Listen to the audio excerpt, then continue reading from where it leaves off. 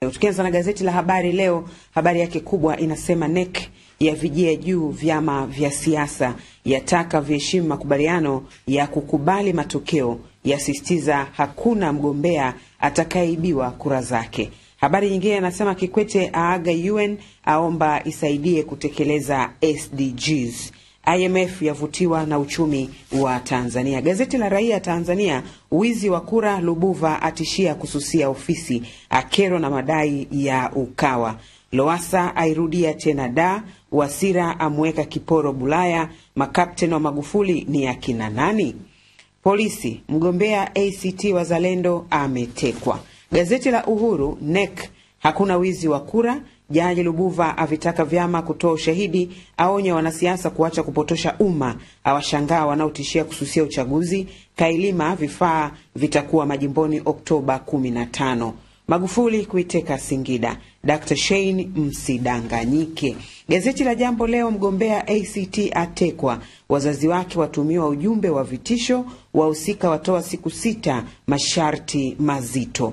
NEC yasema imeziba mianya wizi wa kura, vyama 5 vya zuia tafiti, Lowassa kutumia siku 100 Ikulu kutatua shida za Watanzania.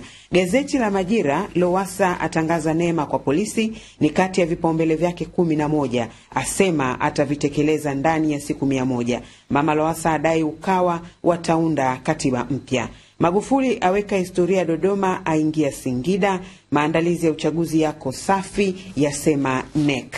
Gazeti la Mtanzania, Edward Lowassa aiteka tena da, msafara wake wafunga barabara kwa saa 6, vijana watoka Temeke hadi Kawe kwa miguu. Mahujaji wasimulia vifo vya Maka. Rufaa ya kina Mramba kujulikana leo. Ndege ya JWTZ yaanguka baharini. Katika gazeti la Nipashe, ahadi 5 za Kikwete zigo kwa rais ajaye. Na habari nyingine katika gazeti hili nasema Lowassa ataja vipaumbele 13 ndani ya siku 100, mbivu mbichi, rufani ya Basil Mramba Yona kujulikana leo. Ndege ya JWTZ yaanguka baharini. Na katika gazeti la Tanzania Daima, spidi 120, Lowassa aisimamisha da saa 12, atangaza vipaumbele 12, Ukawa waja na azimio la Kawe kumbana Kikwete NEC. Dr. Magufuli, nitapambana na HELSB na CDA. Vyama ruksa kukagua mfumo wa matokeo NEC.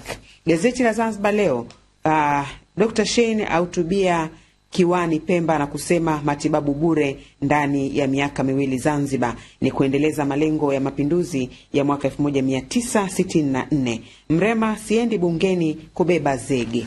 Na katika gazeti la Business Times lenyewe lina habari kubwa inayosema kodi ya ongezeko la thamani yapaisha gharama za bima Tanzania. Mabadiliko yachukuliwa kama ndio njia ya kutatua kero za Watanzania, wagombea urais waibeba. Benki Kuu yasema uchumi ulikuwa imara mwezi Julai.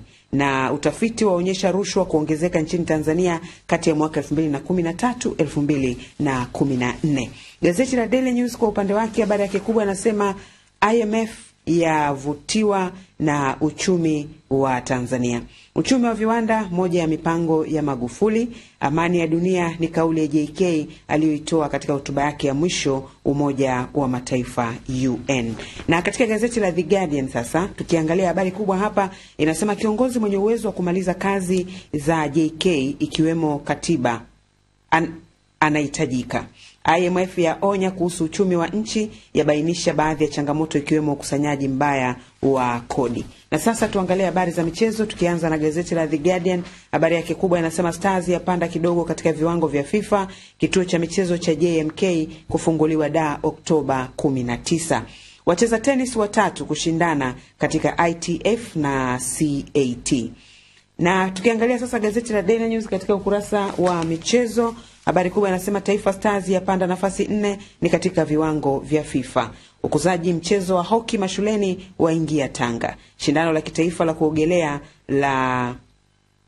la iridhisha TSA.